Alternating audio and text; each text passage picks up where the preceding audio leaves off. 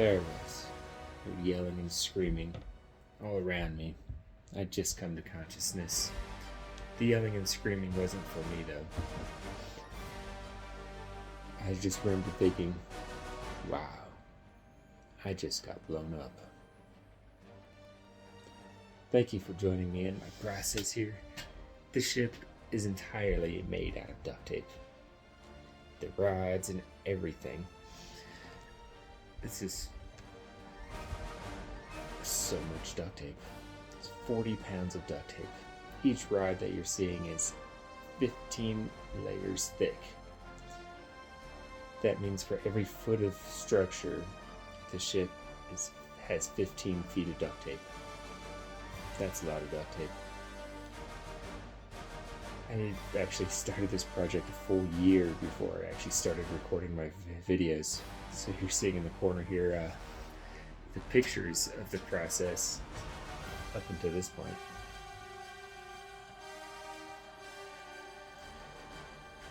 Yep. I decided to join the Empire out of high school. Our modern day empire, the United States Marine Corps. My buddy was like, hey, yeah, let's go join the Marine Corps. It's the most prestigious branch. It'll be fun, it'll be awesome. The girls will dig us. So, we decided to walk down to the office and take the test and sign up for the Marine Corps. That was a wild journey, to say the least.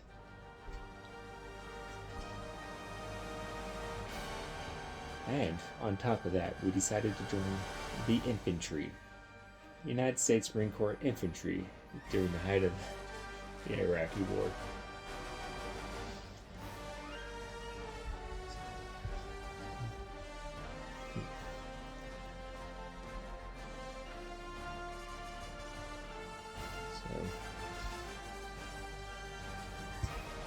So we join up together, go to boot camp, go to advanced training, and then during advanced training, I get the notice in boot camp or advanced training that I am one of 6 guys that got selected to go join a unit that is deploying for Iraq in less than a week, or within a week of us arriving to the unit.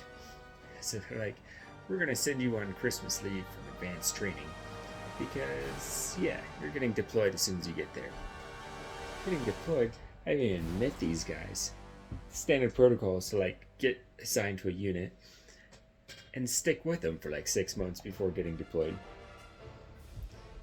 So we go home for Christmas and we come back, and the unit is actually surprised to see us. They're like, what are you doing here? We're deploying and we're getting you guys. So they had to scramble to find us gear, weapons, and everything. I didn't even know the names of anybody out there when we got deployed. That was intense. Had my 19th birthday on the way to Spain.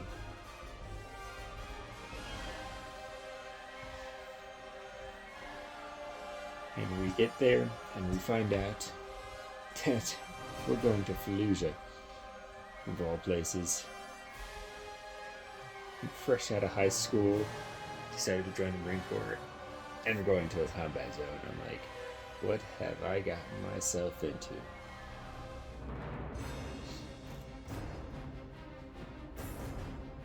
And, well, Fallujah actually wasn't that bad for us. We actually ended up operating at a checkpoint, a security checkpoint right outside the city. So for us, there was no action.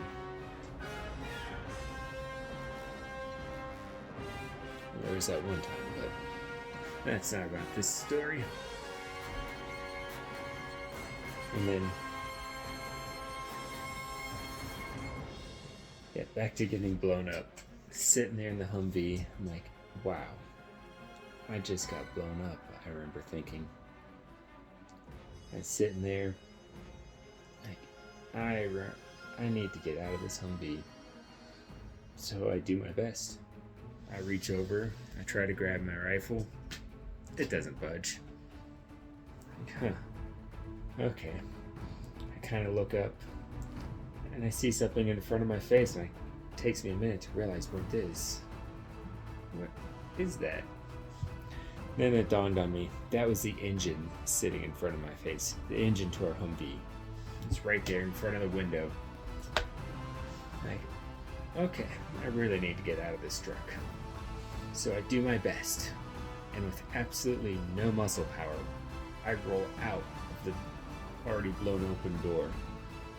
Thud. Ouch. And I realized my leg didn't follow the way it should have. It was broken. And the guys in the truck behind me thought I was dead by how I fell out of it. The two best friends at the time. Just kind of rolled out, limp and everything. They came running up to me to great relief to find me. I was still alive. Told them my leg was broken. Kind of asked what was all going on. They said there wasn't much for me to worry about.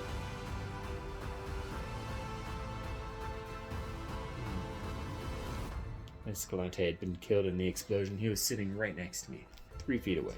Not even. By God's grace, I had been spared. Earlier that day, when we were driving, Escalante looked over at me and he's like, "Do you really believe in the Bible?" I said, "Yes. Yes, I do." I said, "Okay." I didn't ask any follow-up questions. He didn't either. So the mood in the Humvee just kind of stayed somber that day. Usually it's more upbeat. So they told me later that the helicopters got on scene within 15 minutes. Maybe even 5. They were really close.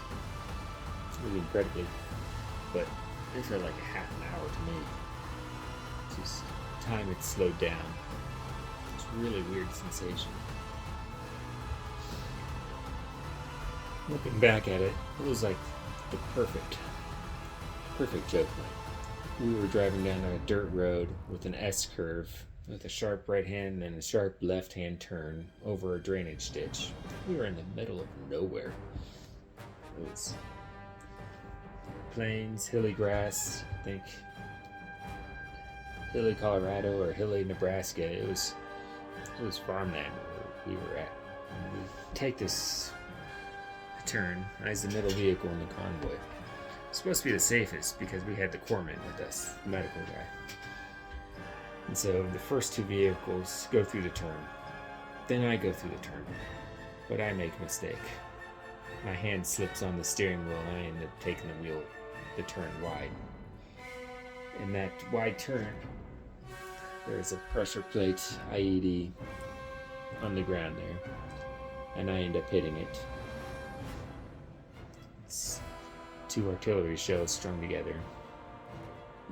It sends our truck flying 20 feet, 16,000 pound truck. And we land 20-25 feet away. Yeah, this is real speed right now.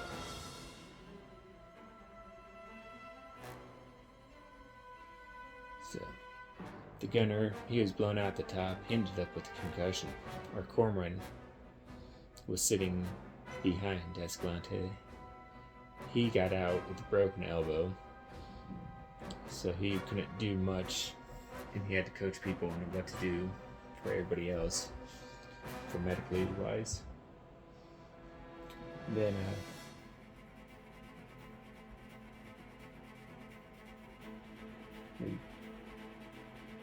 Richard, the guy behind me, he got out with a scratch. It's pretty incredible. But he had to live with survivor's guilt too. I was sitting there and I had a compound spiral fracture on my right leg and a broken hand that nobody caught for a while. The helicopters get there. They pick us up in record time. We're zipping off to the immediate medical base. And they take us there, do a quick workup on us.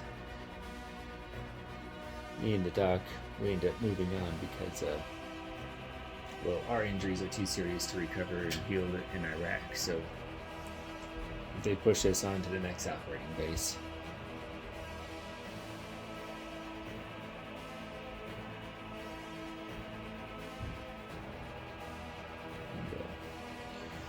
So we get there. We fly in.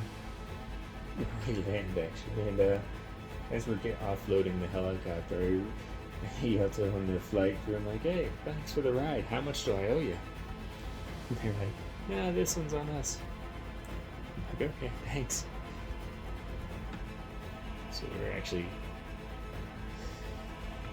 So they let me call my wife at the time and my parents, but I called Lindsay up and like, hey, so good news, I won the lottery, I get to come home. She's like, what? What do you mean? Yeah, we have this drawing that if you win, you get to go home early. She's like, I don't believe you. What's really going on? I'm like, yeah, no big deal, I just broke my leg. So I can't stay here, so they're sending me home. She's very skeptical of this. I'm like, what really happened? So I'm like, well, just got blown up, but I'm fine. Yep. So I do the same thing to my parents. Yep, that was fun.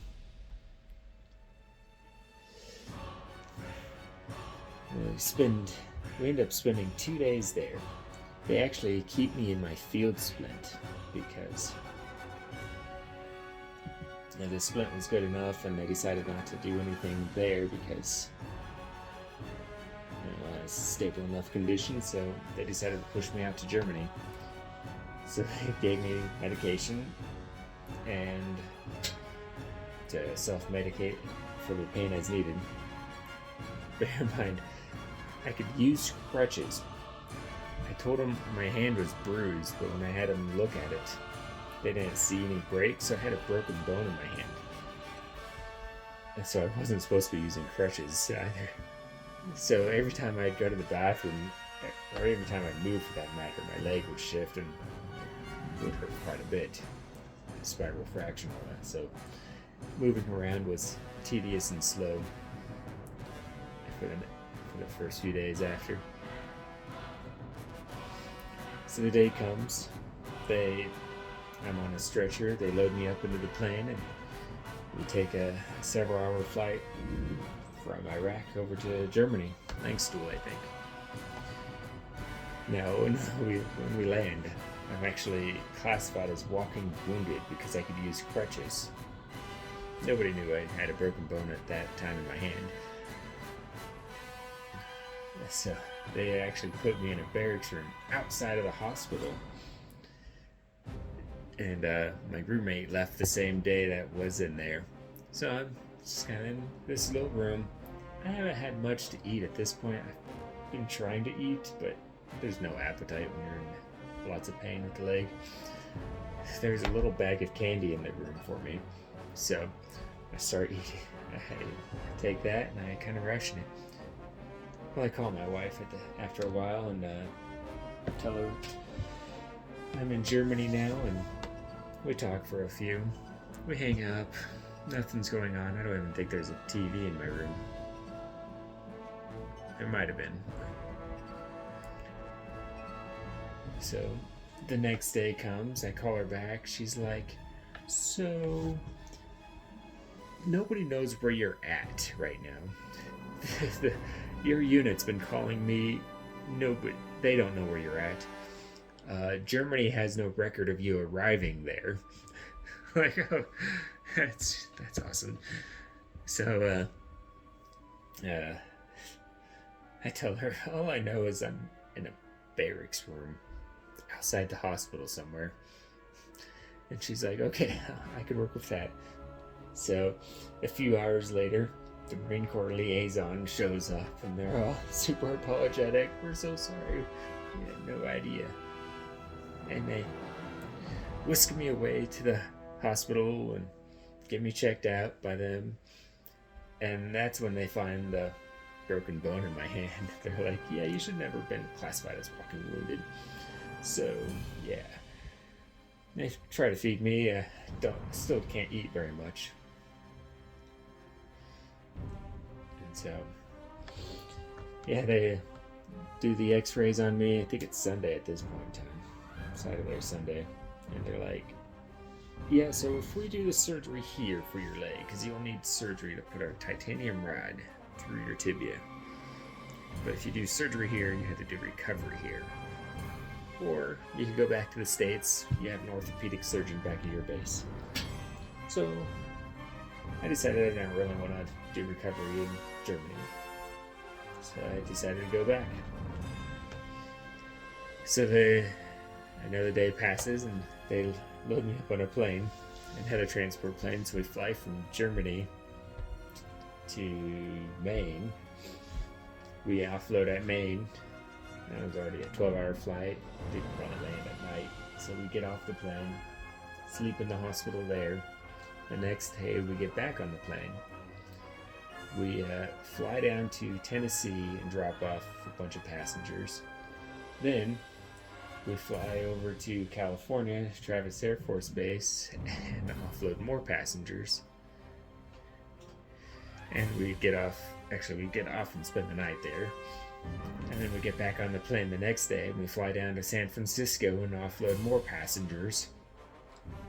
And then I'm the last passenger on this giant transport plane. You know, plane's practically big enough to carry tanks, and I'm the only passenger on this plane. And they fly us down. They fly down to Palm Springs. It's a tiny regional airport, and they fly this massive transport plane lands into the airport because it's the closest airport it could land in. And my guys meet me on the tarmac with an ambulance they'd commandeered from the hospital. Two of the guys from our unit, not even paramedics or anything. They just got an ambulance and loaded me up, and we take an hour and a half drive from the airport back to our base, 29 Palms. And there, the medical team is waiting for us. They're like, "Okay, we'll do surgery in the morning after they do a workup." So, yeah, they said I looked like a skeleton because I'd hardly eaten for a week at this point. It's been nearly a full week of transporting, flying around the world, people missing diagnosis. So, and then, so I kind of spend the rest of my time in the Marine Corps. It's just kind of biding my time, waiting to get out. I don't even end up with a medical discharge. I have a unique ability to fall through the cracks. So, spend the next 6 months just kind of doing odd jobs for the Marine Corps. And at this point, I kind of started getting into duct tape again. I'd done wallets and stuff. I kind of do some more wallets and flowers, other hobby stuff. But it wasn't almost until 10 years later that I discovered how to roll duct tape the way I do into these rods. The rods that the structure is made out of. Most of these tiny details are made out of. These rods that you're seeing on the screen, they're just a strip of duct tape cut in half. And then cut in half again, so pretty much quarters. And then I roll it on a mouse pad to make these tiny structures, and you just keep adding layers to make the big ones. And yeah, just attach it all together. Kind of simple. The structure of the ship was definitely much more fun. The detail work is tedious. The smallest details you see are like a millimeter around, and that's actually on the bridge here. I kept my head in front of the camera most of the time for the bridge. Didn't choose my camera, I was very wisely there. Yeah, I worked on this ship for 2 years. Every morning, nearly for 2 years. Get up a couple hours before I had to. For me, that was 6 a.m. Work on it till 7:30. And then get ready for work. It's definitely very relaxing doing it. It requires tons of persistence, though.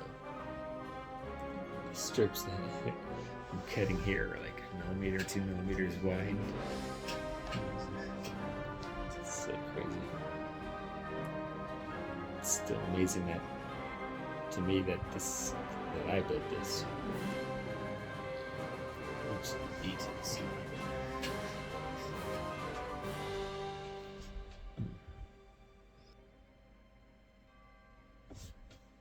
But I do find it peaceful and relaxing working on duct tape.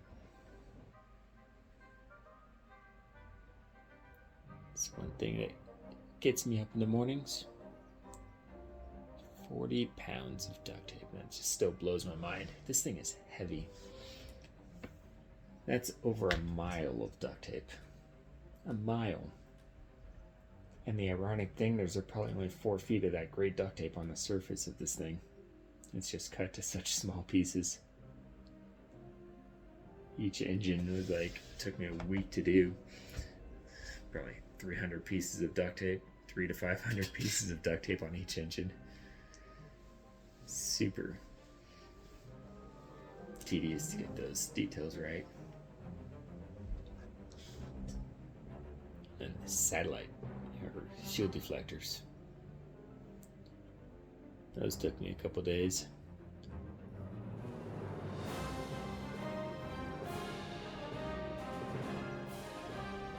There you go. Thanks for watching, folks.